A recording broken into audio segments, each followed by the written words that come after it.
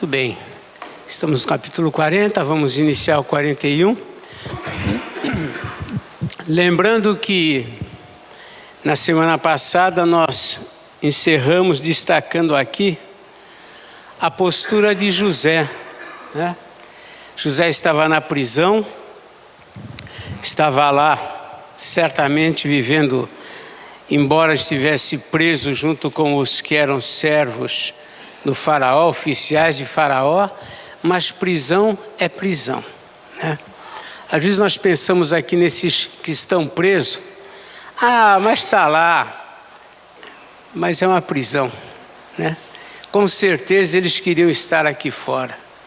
E José também, mesmo nessa prisão, embora estivesse lá com os servos, os oficiais do rei, devia ser algum tipo de prisão que tinha talvez alguma regalia, mas ele queria sair. E sabemos que o copeiro, né, quando ele interpretou o sonho do copeiro, ele pediu a ele que quando ele fosse restaurado a condição dele, se lembrasse dele, falasse dele para Faraó, quem sabe tentando uma forma dele sair dali, mas vimos aqui, a gente vai ver que o copeiro não fez isso. Mas nós destacamos aqui que enquanto ele estava lá, mesmo estando na prisão, nessa condição, ele ainda se comportava de uma maneira nobre, né? Nobre, nós destacamos isso, né? Vemos que ele estava lá, mas quando ele está nessa condição, mas ele age com nobreza. Vemos aqui, nós lemos aqui quando chegou aqui no versículo 20, né? Podemos ver o versículo 20 aqui do capítulo 40, diz assim: no terceiro dia do seu aniversário, aniversário do nascimento de Faraó, deu este um banquete a todos os seus servos, e no meio deles reabilitou o copeiro-chefe e condenou o padeiro-chefe. Ao copeiro-chefe reintegrou ao seu cargo, no qual dava o copo na mão de Faraó, mas ao padeiro-chefe enforcou como José havia interpretado. O copeiro-chefe, todavia, não se lembrou de José, porém dele se esqueceu. Mas nós vimos que José, mesmo ali, era alguém nobre. Ele, quando trata sobre isso, quando ele pede ao copeiro que lembre dele, ele fala a razão, ele está explicando o porquê que ele foi na prisão, e nesse contexto, mesmo ali, ele não acusa ninguém, né? Nós vimos que ele diz lá: fui roubado da minha terra. Não reclama lá que os seus próprios irmãos o venderam por inveja. Quando ele diz por que na prisão, ele fala por injustiça, né? Ele diz aqui no versículo 15 desse mesmo texto, porque de fato fui roubado da terra dos hebreus e aqui nada fiz para que me pusesse nessa masmorra. Em momento algum ele acusa a esposa de Potifar de ter caluniado, ou de Potifar de não ter feito nada. Ele é alguém que mesmo naquela condição, ele age com um espírito nobre. Nós por muito pouco começamos logo a abrir a boca, a falar contra, fizeram injustiça comigo, fizeram isso, a mulher de Potifar fez não sei o quê, Potifar não fez nada, meus irmãos me entregaram. Ele não se queixa. Isso chama a atenção da gente, isso nos serve de lição. Quando a gente está aborrecido, é pior, é a hora que a gente devia ficar mais de boca fechada, quando a gente está aborrecido, era melhor a gente não falar nada. Quando a gente vai falar, a gente vai falar contra alguém, vai culpar alguém, vai responsabilizar alguém. E José aqui, mesmo ele nessa condição, ele não acusa ninguém.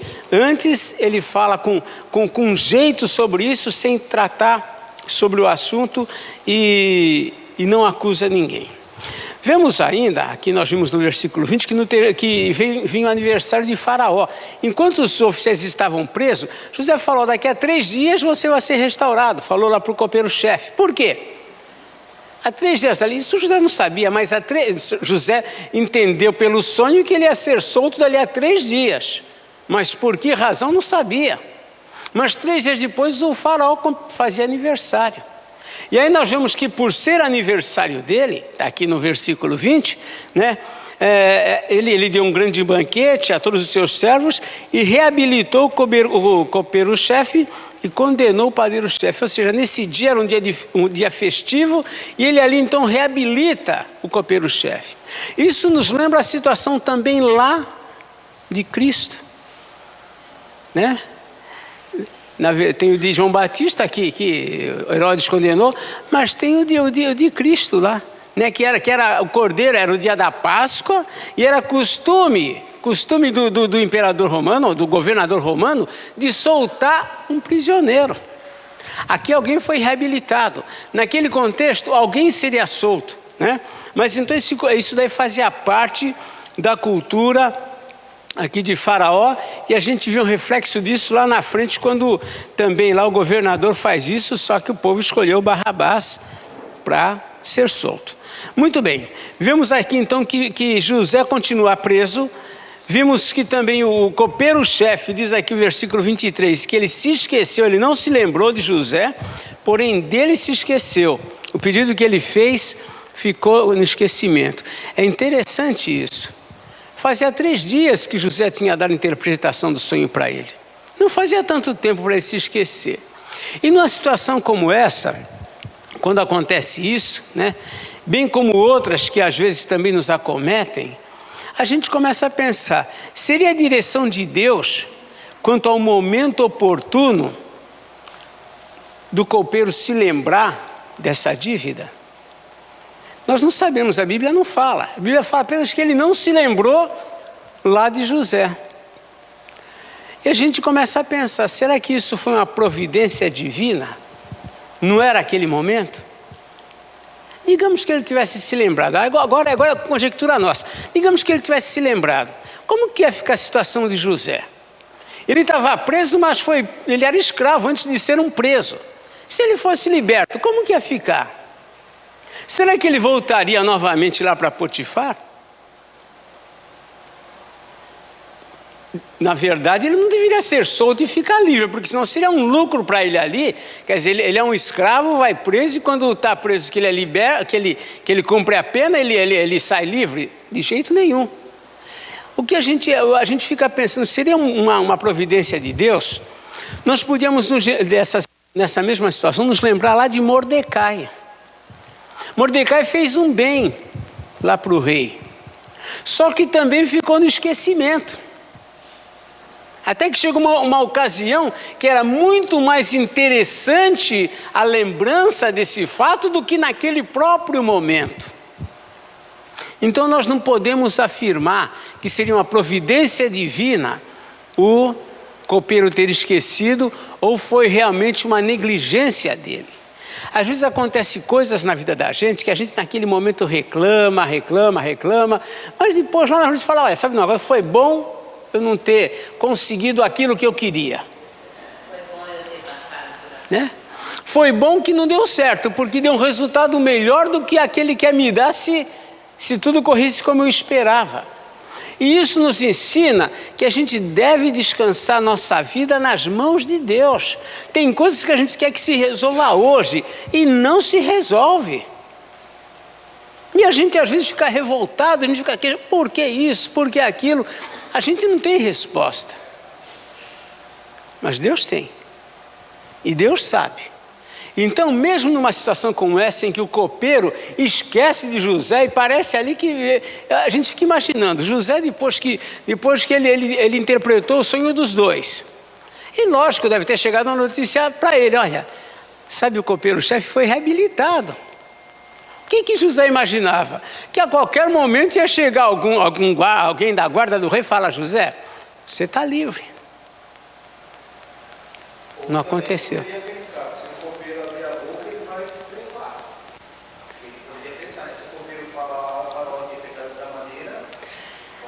Ele tinha a expectativa de que ele falando em favor de Faraó, né, fosse atendê-lo. Mas o fato é que ele deve ter ficado nessa expectativa. Ele pediu para o copeiro se lembrar dele. Só que não aconteceu. Né? Não aconteceu isso. E aí nós vemos que, mesmo ele sabendo da situação, diz lá assim no capítulo 41, versículo 1, passados 2 anos completos. 2 anos, não foi? Então ele ficou naquela expectativa, mas depois ele falou, ele esqueceu da minha situação lá, paciência lá, deve ter, né, se acomodado com a situação, mas passaram-se 2 anos completos. Aí nós vamos ler agora o capítulo 41, alguém vai ler? Do verso 1 até o verso de número, deixa eu ver aqui, de número 6, tá? Até o verso de número 6, vamos lá. Verso 1 ao 6, pode ler alguém.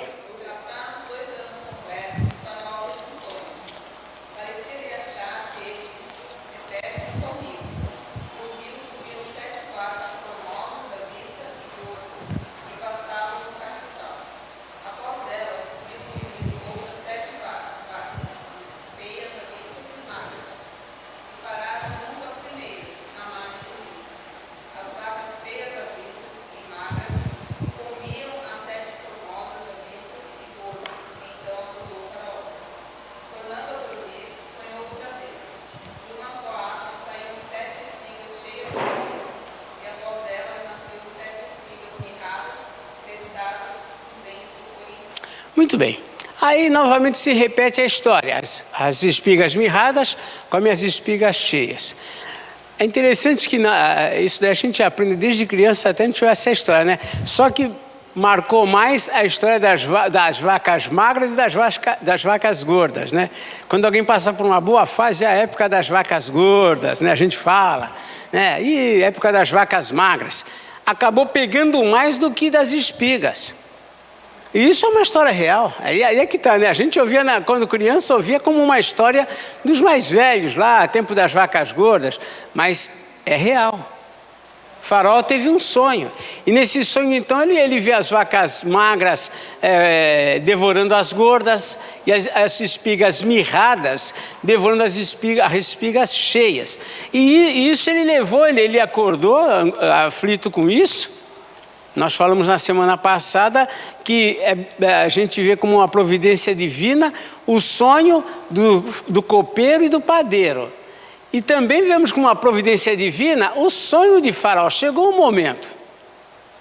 Ainda que para nós, o José queria resolver o problema dele lá atrás, chegou um momento em que Deus tinha planos muito melhores do que simplesmente tirar ele da cadeia. Né? Para José, o máximo era ele sair livre. Mas Deus tinha algo muito acima de tirar ele simplesmente da prisão. E agora o cenário está se formando. Faraó tem esse sonho, ele chama os sábios e os magos do Egito para interpretar. Geralmente os reis, os poderosos naquela época, eles tinham esse grupo na corte, não só os oficiais, os comandantes, mas tinham os sábios, tinham os magos. Mesmo Salomão tinha sábios na corte dele lá, os anciãos que acompanhavam a vida dele.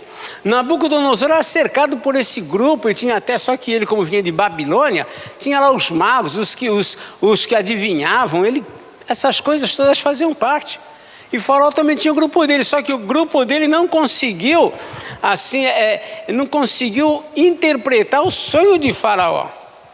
Ele não conseguiu que esses homens dessem uma resposta para ele. Diz aqui o verso 8: de manhã, achando-se ele de espírito perturbado, mandou chamar todos os magos do Egito e todos os seus sábios e lhes contou os sonhos, mas ninguém havia que lhes interpretasse. Chegou a hora.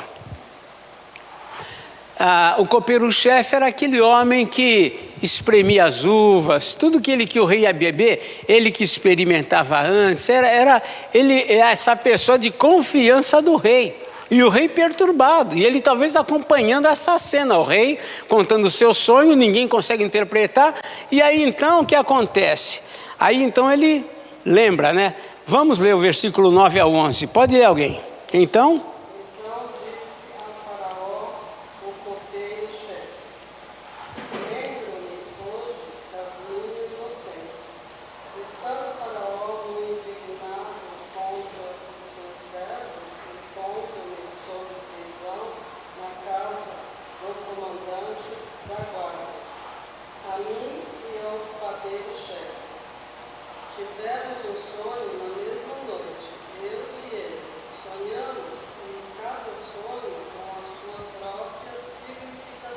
então ele está contando aqui a situação. O 12, o que diz lá? Achava-se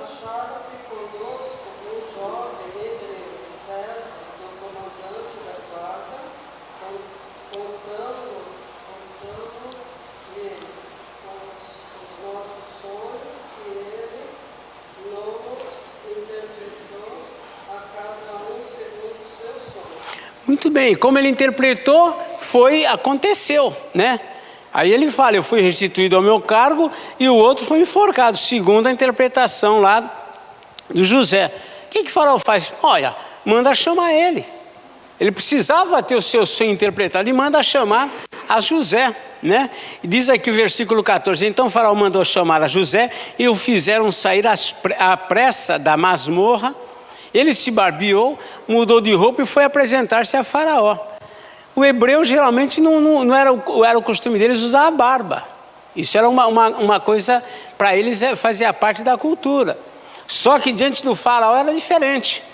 Então ele se barbeia, ele se apresenta de um modo agradável a Faraó. Mudou de roupa e foi apresentar-se a Faraó. E aí Faraó conta o sonho para ele.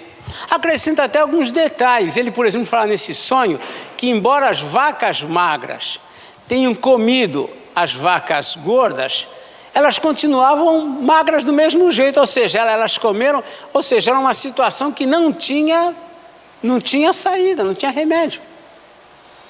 Então, ele acrescenta detalhes, vai falar para Josué os sonhos, né? E aí José, então, dá a interpretação para ele. E a interpretação, nós conhecemos bem a interpretação, né? José fala para ele, olha, na verdade as 7 vacas gordas significa que virão 7 anos de muita fartura. E depois desses 7 anos de muita fartura, vai vir 7 anos de muita fome. Ou seja, tudo que o Egito desfrutou nesses 7 anos, não vai nem fazer diferença diante do que vai passar os 7 anos que virão depois. Da mesma forma, era a questão das espigas. Ele fala, mas o sonho, são 2 sonhos porque Deus se apressa em fazer isso. E ele diz, é Deus quem vai fazer isso. Não vai ser uma obra... Como? Aqui, antes de dar a interpretação, ele disse, respondeu-lhe José, não está isso em mim. Isso. Ele dá toda a glória a Deus, ou seja, é o Senhor que pode resolver isso, que pode dar essa interpretação. Embora ele tivesse um dom, mas ele atribui a Deus todo o potencial, tudo aquilo que era possível com esse dom ele fazer, que era interpretar, ele atribui a Deus. E ele diz que fala ao Senhor 2 vezes porque é urgente o que vai acontecer. Então está aí às portas para acontecer isso. Ele fala também dessa urgência para Faraó. Ele então adverte a Faraó sobre o sonho, ele não somente fala, interpreta o sonho, mas inclusive ele diz o que Faraó devia fazer para suportar o tempo que viria, que está sinalizado pelas vacas magras, né? Nós vemos aqui no versículo 30 em diante. Pode ler alguém a partir do 30. Seguir-se-ão 7 anos de fome, e toda aquela abundância será esquecida na terra do Egito, e a fome consumirá a terra, e não será lembrada a abundância na terra, em vista da fome que seguirá, porque será gravíssima.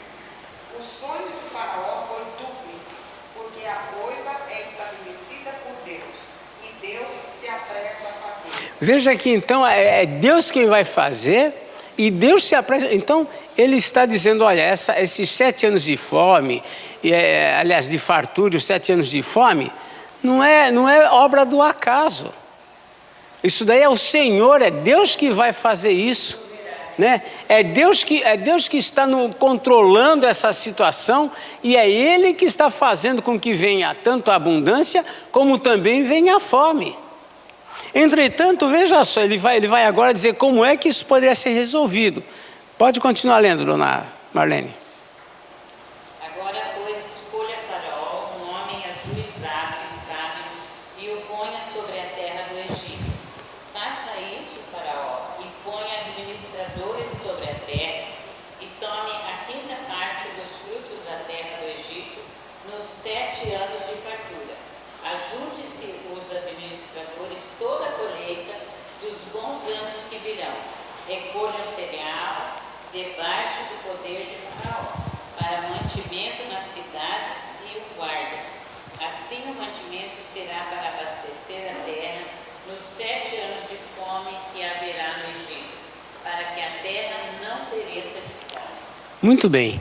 Meus irmãos, nós temos aqui uma lição de administração. Às vezes nós como cristãos, nós não... Aliás, não é só a questão de ser cristão ou não, crente ou não. Muitas vezes nós não sabemos administrar. Não sabemos administrar a vida. De vez em quando de vez em quando não, volta e meia dá lá em algum jornal da estatística. Olha, o número dos endividados no país, altíssimo. A gente nem parece, a gente vive com tanta gente falando, não é possível que de cada 100 tenha 70 aí que está endividado. Que está no cheque, entrou no cheque especial, que está com dívida no cartão de crédito, que está com financiamento. Você fala, não é possível, mas é. E José aqui, ele nos dá uma lição de administração. Às vezes tem igrejas que faz, às vezes, dá um estudo na semana só para ensinar a administração. Embora, na minha mente, falo, acho que a gente acha que é uma coisa tão básica, mas as pessoas têm dificuldade para administrar. Então nós vemos aqui que José, ele orienta o que devia fazer. Olha, de tudo que vai ser, olha lá no versículo 34, faça isso Faraó e ponha administradores sobre a terra e tome a 5ª parte dos frutos, ou seja, 20% de tudo que a terra produzir, guarda.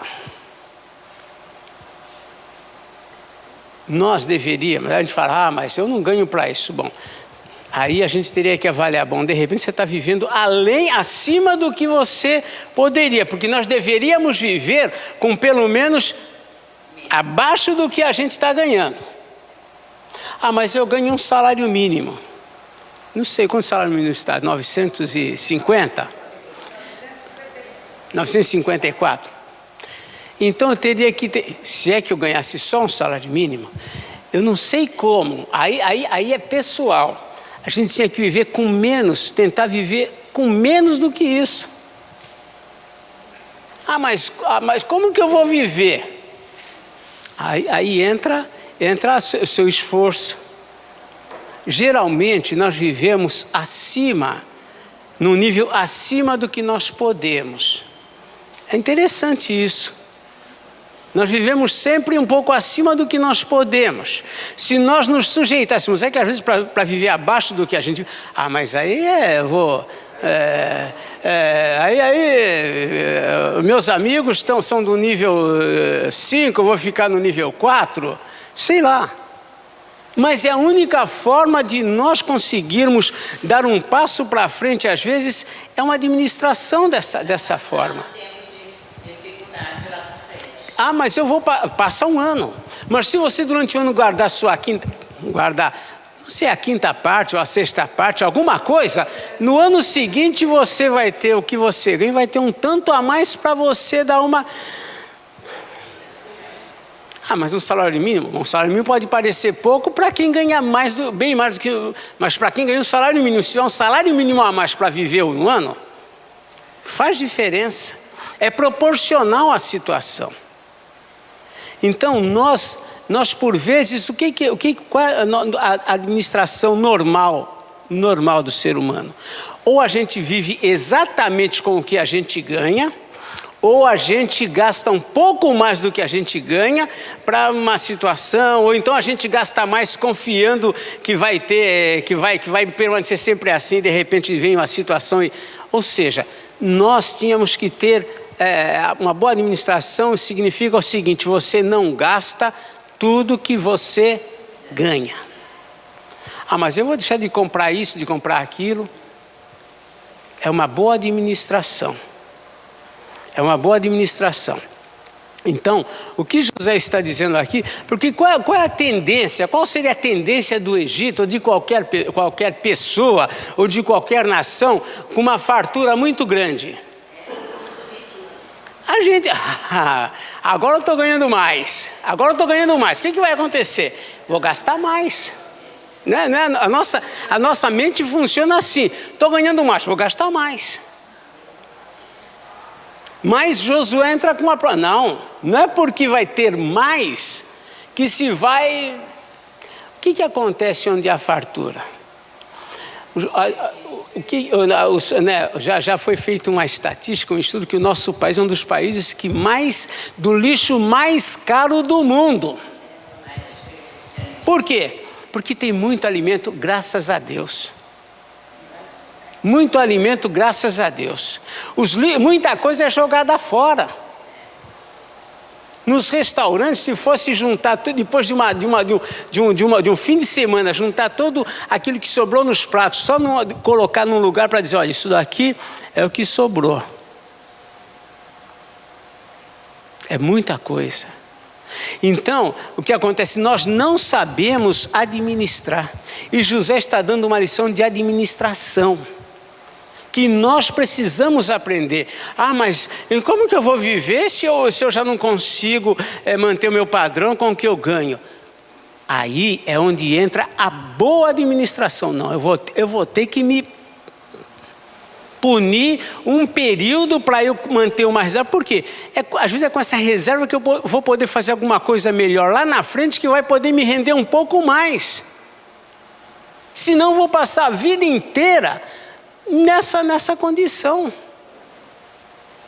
Então a Bíblia fala sobre a economia, sobre a administração. Jesus, lá na multiplicação dos pães, Jesus, após a multiplicação dos pães, nós vemos que Jesus mesmo disse para eles que recolhessem os cestos, Acho que está lá, eu anotei aqui, Mateus, não. Deixa eu ver aqui, onde que eu anotei aqui? Se é Mateus, deixa eu ver aqui, se é Mateus 23, não, Mateus 23, 12, vamos ver se é Mateus 23, 12, mas não é não, tá? Mas ele mesmo pede para que sejam recolhidos os cestos que sobraram. Queria ver onde que estava agora essa situação aqui. A Sandra é boa aí na pesquisa dela, no celular, ou seja, está procurando aí, Mas a multiplicação dos pães se apresenta em algumas situações. Qual? Marcos 6, vamos ver se é esse daí, se é onde está o que eu quero, porque tem um deles que registra essa informação. Vamos ver se é Marcos 6,30, Samuel. Não, mas não é só multiplicação. Numa das multiplicações, ele diz assim, recolhei os pães que sobraram. Alguns dos que registraram o relato não mencionam esse detalhe, mas esse detalhe está numa das... Mas está numa das passagens que fala sobre o... Qual? Marcos 6,43, é isso? Sim, aqui diz que recolheram, mas tem um que diz que Jesus mandou recolher, Eu não sei, eu sei, mas ele mandou. Mas o que é interessante, gente, Jesus podia multiplicar os pães quantas vezes se precisasse. Jesus podia pensar, para que recolher isso, gente? Deixa isso aí, lá na frente a gente multiplica de novo. Vamos gastar hoje, mês que vem mais outro salário aí, vamos fazer a festa. Nós pensamos assim.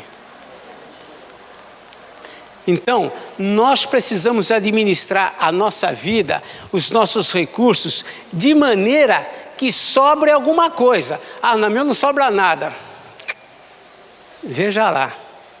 Ou eu estou com uma despesa acima que eu não deveria estar e preciso procurar alguma coisa que reduza essa despesa, mas eu preciso, se eu quero administrar bem a minha vida, para lá na frente conseguir, quem sabe fazer alguma coisa além, eu preciso aprender a economizar. Mas eu financio. Financiamento está derrubando muita gente. Lógico, tem pessoas que têm que financiar, às vezes um empreendimento muito elevado, aí sim, mas às vezes coisas pequenas nós estamos entrando nessas situações. E nós vemos aqui que José fala uma coisa para o faraó, que digamos que José não falasse nada, O faraó teve o sonho, ninguém interpretou o sonho, pronto, vamos embora. O que ia acontecer naturalmente? Iam vir os 7 anos de abundância. O Egito ia fazer a festa, né? Abundância, muita coisa. Mas ninguém saberia que lá na frente viriam 7 anos de fome. Nós não sabemos a nossa vida também. Estou empregado hoje. Hoje eu estou fazendo, hoje estou trabalhando, mas quem me garante que amanhã... Fala, Paulo. Pode ler, Paulo.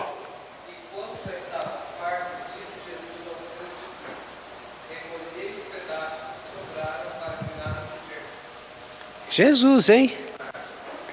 Jesus que disse, né? João 6,12. Jesus então aí, João registra esse detalhe, que Jesus dizendo, olha, recolhe os pedaços de pães que sobraram para que nada se perca.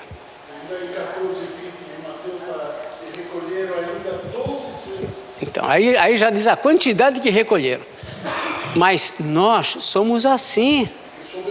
Se nós fôssemos olhar a nossa vida, pegar na ponta do lápis e traçar o nosso orçamento, a gente vai ver, olha, tudo bem, eu gastei tudo isso, mas podia ter gasto menos. Eu podia ter gasto menos. Mas o que adianta eu guardar só R$100, R$200 por mês?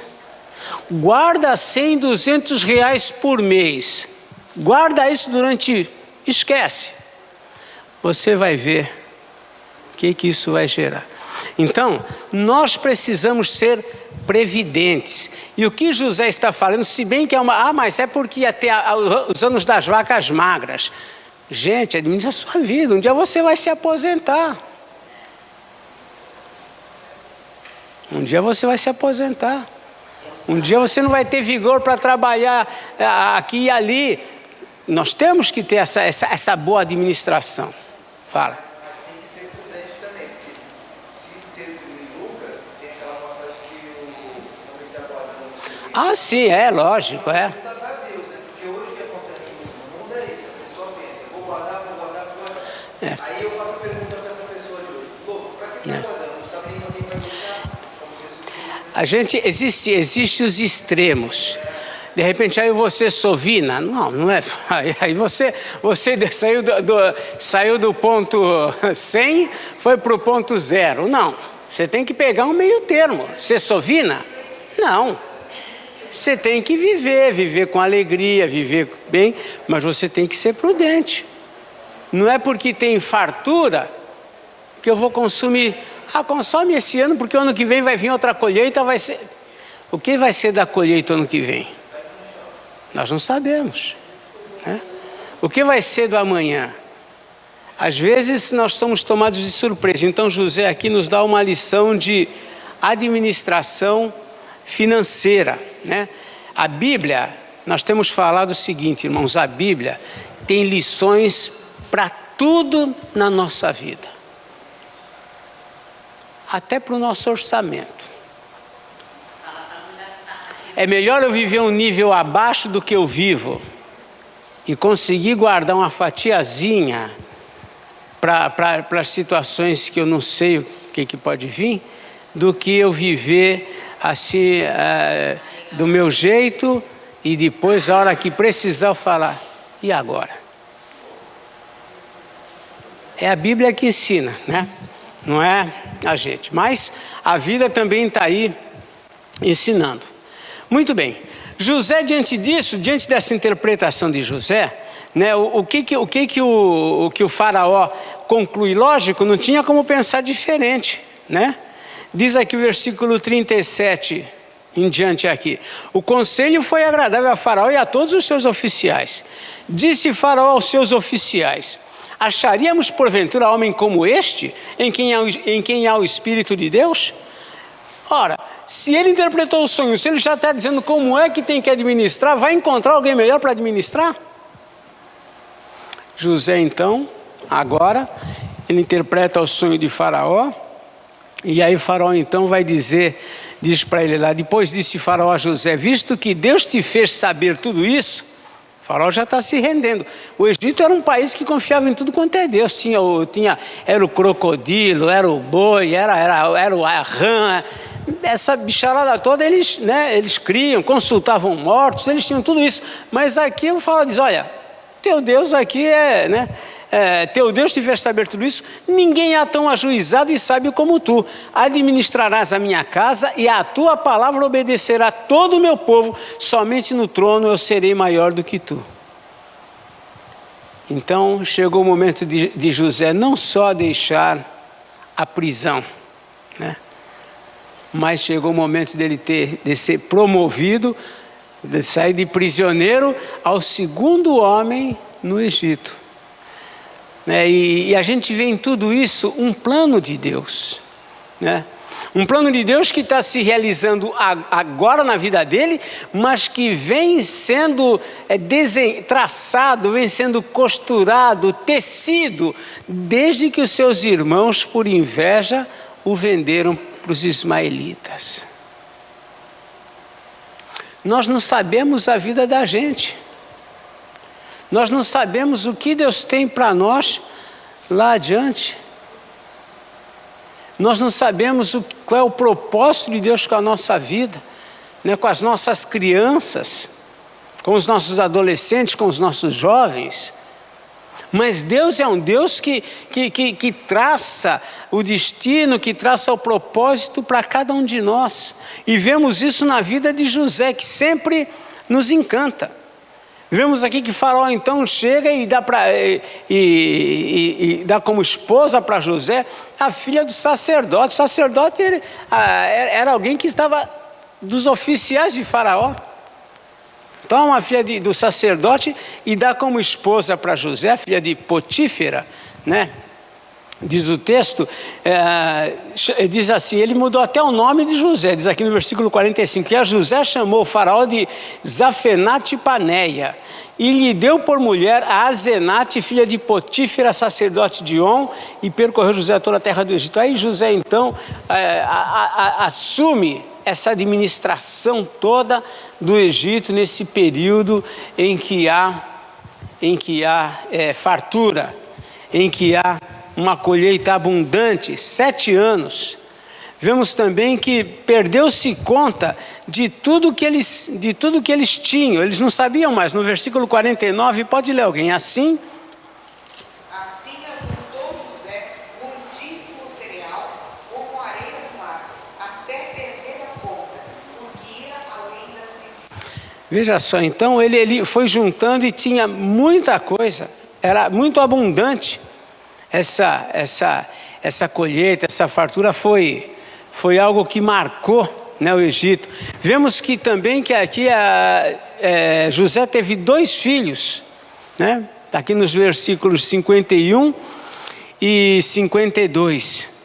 Pode ler 51 e 52. José, ao primogênito, chamou de Manassés, pois disse, Deus me fez esquecer de todos os meus trabalhos e de toda a casa de meu pai. Ao segundo, chamou-lhe Efraim, pois disse, Deus me fez próspero na terra da minha aflição. então 2 filhos ele teve, Manassés e Efraim. Muito bem. E então chega aos 7 anos de fome. Tudo isso dentro desse período da fartura. A partir do verso 53, aqui se descreve a fome no Egito. Diz lá o seguinte, passados os 7 anos de abundância que houve na terra do Egito, começaram a vir os 7 anos de fome, como José havia predito. E havia fome em todas as terras, mas em toda a terra do Egito havia pão. Agora, né? Agora é interessante, uma coisa é muito interessante. A mesma fartura que teve no Egito, teve em todas as terras. Foi um tempo de fartura para todos. José é o que administrou a fartura. Às vezes a gente conversa com pessoas, e é muito comum isso. Vocês também conversam. E você, de repente, a pessoa fala, eu já tive, na vida já tivemos isso, aquilo outro, mas depois não sei o que, hoje vivo nessa situação. São inúmeros os casos que a gente vê de pessoas que já passaram por esses chamados aqui, anos de vacas gordas, e às vezes não souberam aproveitar, administraram mal, e depois, às vezes, não vem 7 anos de vacas magras, vem o resto da vida de vacas magras. Às vezes você conversa com pessoas que teve 1, 2, 3, 4, 5 propriedades, 6 propriedades. Aí, por uma coisa ou uma razão, alguma situação, às vezes de má administração, a pessoa hoje vive situações. Isso, gente, é muito comum. Nós precisamos administrar bem a nossa vida. Certa vez eu estava falando com uma pessoa que era da igreja, que era membro da igreja, e dizendo, olha, já tive muitas oportunidades. E falando, certa vez eu estava lá no meu trabalho lá, e aí chegou uma pessoa que falou, olha, isso já muitos anos atrás, eu vou te levar que você vai começar a trabalhar na Polícia Federal, etc. Ele diz que acordou um dia assim e falou, eu não vou não. E agora vive numa situação tão difícil, e fala, puxa, eu também trabalhei lá não sei onde, mas daí depois me aborreci, achei que queria vir morar para cá. Aí você fala, são pessoas que tiveram oportunidades, que tiveram chance, mas não administraram bem a chance que tiveram, as oportunidades que tiveram. Nós precisamos ser sábios, precisamos nos cercar de pessoas que nos ajudem, que dêem uma palavra, que dêem um conselho, que tenham uma orientação, que chega e fala, olha, não faça isso.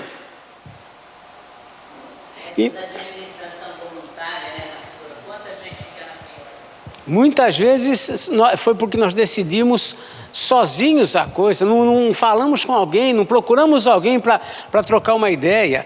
Então, nós vemos aqui que a mesma fartura que teve na terra do Egito, teve nas terras em redor. Foram 7 anos de boa colheita em todo lugar. Só que, por que só no Egito que tinha comida? O Egito guardou, ou pelo menos José administrou. A gente às vezes vive algumas experiências, né, assim, pessoais na vida. A minha infância foi muito simples mesmo. Eu não me lembro. Isso não é choramingar, que eu nunca choraminguei. Mas eu não conheço de ter comido muita carne quando criança, não. Não comia bife, não. Me lembro de muito ovo. Lá em casa, meu pai era empregado, depois ele teve a marcenaria, mas a marcenaria dele era ele mesmo que administrava. Coisa simples dele lá, marceneiro lá. Né? E ele, nunca saímos para comer fora, nunca. Nunca meu pai, olha, eram 4 filhos, como que ele ia fazer? Jantar fora, comer fora, nunca. Só se fosse na casa da família, alguém da família. Só se fosse nem no quintal. Mas, olha, uma coisa interessante, né? Meu pai, ele... tudo muito simples. A gente não tinha... Nunca viu meu pai tirar férias, passear, nunca vi meu pai, nunca vi ele sair. Olha, entre aqui e Tariri, eu nunca vi ele sair daqui para ir para algum outro lugar. Não sei se fosse para trabalhar em São Paulo, ir trabalhar e voltar. Nunca. Não dava. Mas no meu convívio, cada um tem a sua história, eu tenho a minha. E na minha família, um pouco mais próximo, morava uma outra família, a irmã da minha mãe. E o meu tio, naquela época, ele era maquinista naquela época na FEPAS, era Sorocabana. Ganhava muito bem. Então eu na minha casa não tinha nada, era tudo muito simples. Mas na época de Páscoa, E meus primos tinham ovo de Páscoa. Que, né, em casa eu nunca vi, meu pai nunca comprou um ovo de Páscoa. Mas na casa do meu tio sempre tinha ovo de Páscoa. O Natal, muitos presentes. Eu não tinha. Gente, isso não é choramingar, que eu nunca, graças a Deus, isso nunca me afetou. Tem gente que talvez chore e tenha que até que passar por um psicólogo por causa disso. Nunca tive esse problema. Me lembro do Natal, quando meu pai chegou com uma caixinha cheia de papel velho, uns lápis, uns tocos de lápis, e eu vi que era aquilo que estava embaixo da cama. Então eu falei, esse daqui é o presente de Natal. Mas eu levei a vida. Meu pai sempre trabalhando muito e tal. E a minha família lá, sempre vivendo bem, de uma forma bem mais regalada. Aí quando os anos foram passando, para mim, o meu herói era o meu tio. Ele ali que era legal, poxa. Em casa era difícil a coisa, né? Na casa do meu tio era tudo mais farto. Aí quando os anos foram se passando, a gente vai crescendo, vai olhando. Aí meu pai, com muita luta, conseguiu comprar um terreno lá, construir uma casa lá um pouco mais perto lá, mas sempre na mesma luta. E foi se passando, e eu fui vendo os resultados da maneira como meu pai administrava a vida e da maneira como eles administravam a vida deles. Quando chegou no final, meu tio se aposentou e não tinha onde morar. Ele tinha a casa que a companhia dava para morar, ele nunca se preocupou em comprar uma casa para ele. Ele continuou morando na casa, mas foi um esforço tremendo para ele, porque tinha um preço para pagar. Depois, Deus ainda foi gracioso que a companhia ia passar para o governo, que daí ia se tornar FEPASA, e pegou todas aquelas casas e passou para quem estava morando. E ele então teve a chance de conseguir lá, os filhos e tal compraram, mas com muita luta. Né? E então eu fui acompanhando essa questão de administrar. Só que o meu pai, ele não conseguiu viver talvez num padrão mais tranquilo, porque ele gastava, ele investia naquilo que ele entendia que era o melhor para a família. Então, às vezes, nós vivemos num mundo que o mundo leva a gente a querer o que eles têm. Só que às vezes nós não estamos em condição de viver essa realidade. E no que a gente tenta viver essa realidade, a gente fica sem poder fazer isso que José falou para o Egito. Olha, vocês têm que guardar um pouco nessa época. E nós precisamos administrar a nossa vida. Então uma coisa que eu aprendi é viver abaixo daquilo que podemos. Para que você possa ter alguma, a gente fala uma gordura, né? Ainda que seja uma mínima gordura, mas você viver exatamente com o que você ganha, você está correndo um perigo. Porque a qualquer momento surgem coisas inesperadas, gastos inesperados, você é tomado de surpresa, e aí é a hora que acabamos nos endividando. Porque eu vou ter que me socorrer naquela hora. E na hora que você está em desespero, no desespero, a gente acaba fazendo coisas que a gente, em bom juízo, falava, por que eu fui entrar nessa? Mas eu estava desesperado. Então, nós precisamos ser previdentes, precisamos ensinar os nossos filhos, olha, tudo bem, você pode ter um tênis dessa marca, mas olha, filho, vamos um nível abaixo, que é para você, para a gente não ficar choramingando que gastou demais, é administrar. É o que José está dizendo aqui nessa época. Todas essas nações tinham comida, só que agora o que vai acontecer porque eles não guardaram? Todos eles vão ter que recorrer a quem? Ao Egito. Vão ter que ir lá no Egito para pegar comida. Eles tiveram 7 anos de fartura como o Egito teve. Só que eles Não guardaram, não armazenaram. E agora é o Egito que vai ganhar, e a gente vai ver uma situação. José vai administrar de tal maneira que, inclusive, os próprios egípcios não guardaram. Eles próprios vão ter que recorrer a José para conseguir comida. E o que vai acontecer? José, na sua administração, fala: tá bom, então você não tem dinheiro, então suas terras, você precisa de comida. É a hora do desespero, que muitas vezes nós entramos. Por quê? Porque nós não poupamos um pouco do que a gente podia.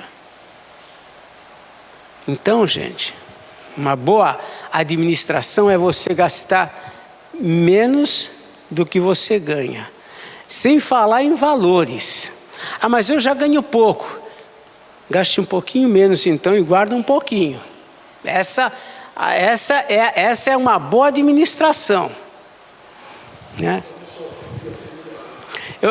O pessoal fala muito dos portugueses que vieram para o Brasil. O que aconteceu com os portugueses? Os portugueses vieram para o Brasil, ganhavam tanto que nenhum brasileiro, ganhavam tão pouco como qualquer brasileiro. Só que o brasileiro pegava o pouco que ganhava, gastava, vamos ver futebol, vamos no barzinho lá, vai brincar. E o português, ele pegava e guardava, ia guardando. Ele tinha que viver, comer, se alimentar que nem um brasileiro, ele tinha que viver. Só que dali a um pouco de anos que ele estava aqui, de repente ele estava lá comprando uma padaria, comprando um bar, e o brasileiro agora tinha que ir lá para comprar dele, às vezes até na caderneta. Hoje, na minha época de criança, comprar na caderneta. Por quê?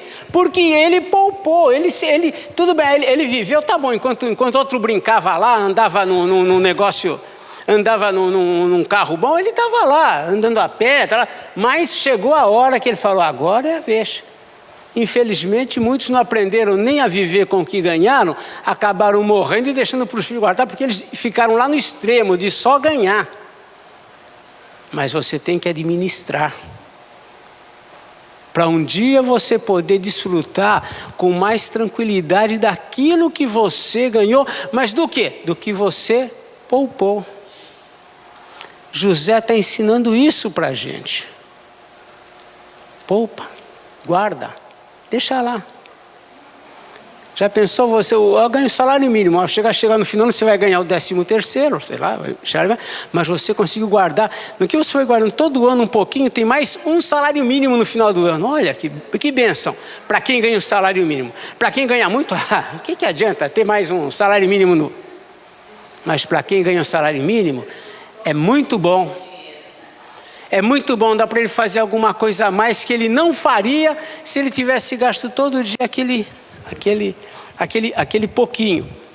Então nós vemos que essa situação que José passa é algo que se aplica à nossa vida. Muito bem. O que nós vamos ver a partir de agora é José administrando essa situação, e dentro dessa fome, quem que vai chegar até ele? Os irmãos.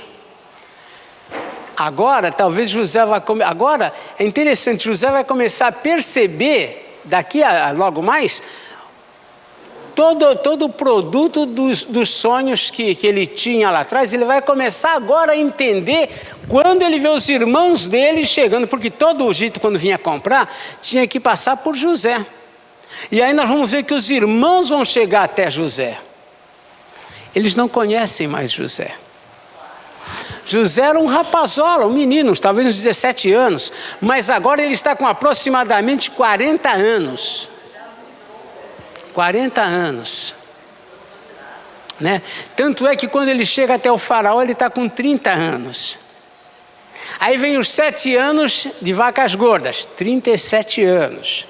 Aí começa os anos da fome, vai rodando lá alguns anos. Porque também não é no primeiro ano de fome que eles se apertaram, não. Primeiro ano não, está difícil, mas ano que vem, só que o ano que vem, continua a fome. Nada de novo, é carne e osso que nem a gente pensa do mesmo jeito. que acontece? Talvez ele estava com uns 39, 40 anos, quando chegam os irmãos dele, e aí então ele se dá conta de fato do que está acontecendo. Mas isso é uma outra história.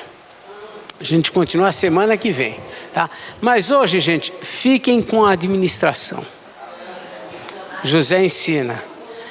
Mas eu não... Agora, a partir... Começa a viver. Né? Começa... Não vai comer só feijão com farinha, porque... Né? Mas... Veja lá. Pois não.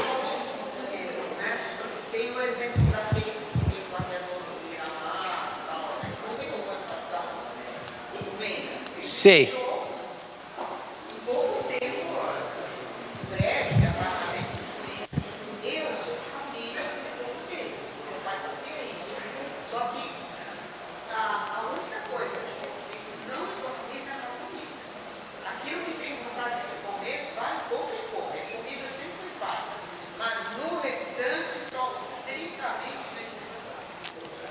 É opção, né?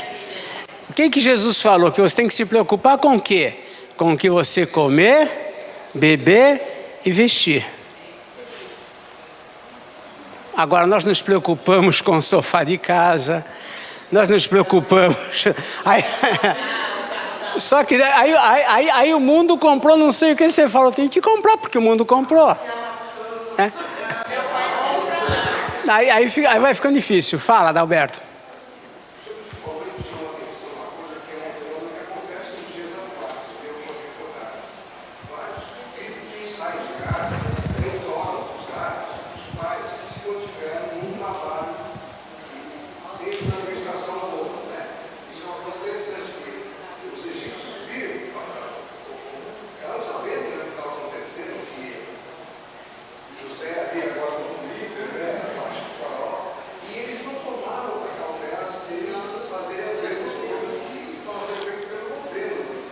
Ela é...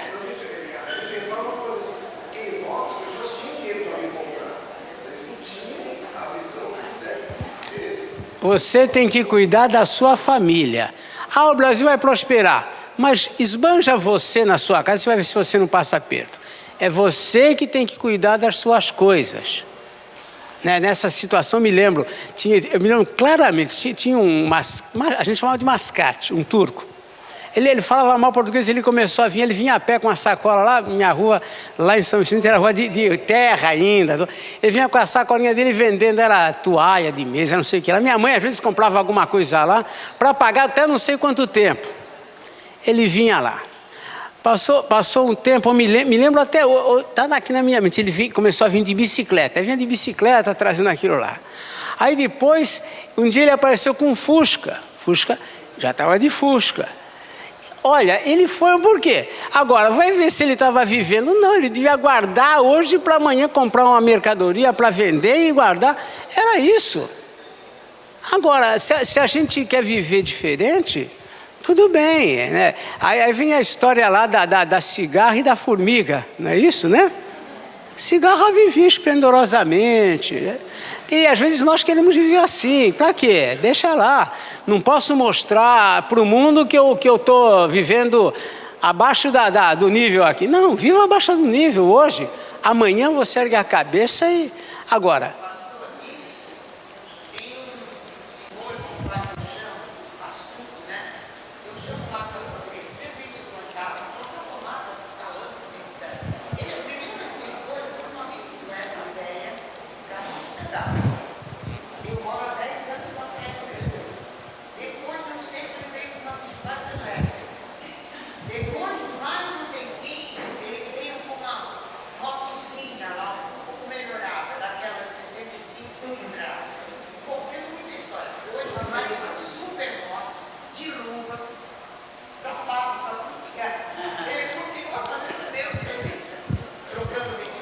Mas olha, quando ele andava a pé, ele tinha condição de andar de bicicleta. Mas andava a pé. Quando ele foi de bicicleta, ele tinha condição de andar com a moto, mas é de bicicleta. Quando ele foi de moto, ele tinha condição de ir de carro, mas ele é de moto, que é para... Gente... Eu passo conforme a perna. E quanto mais, se você pode abrir o passo 1 metro, abra só 80. Abra só 80 centímetros, nunca abra 1 metro. Sabe, a gente precisa aprender a poupar, a se guardar. Lá depois você não sabe. Oi.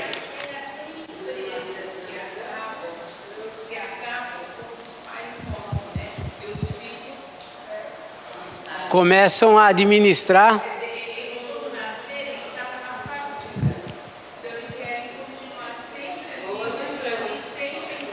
Verdade.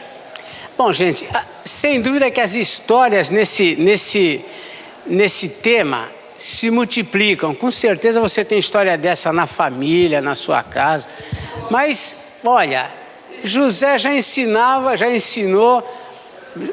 mais de 1000 anos antes de Cristo, já ensinou. Guarda. Viva com menos do que você ganha. Ah, mas eu não consigo. Ah, bom, então você vai pagar o preço. Agora, você quer uma boa administração, viva abaixo do que você ganha. É o jeito. É a orientação bíblica aqui de José para nós.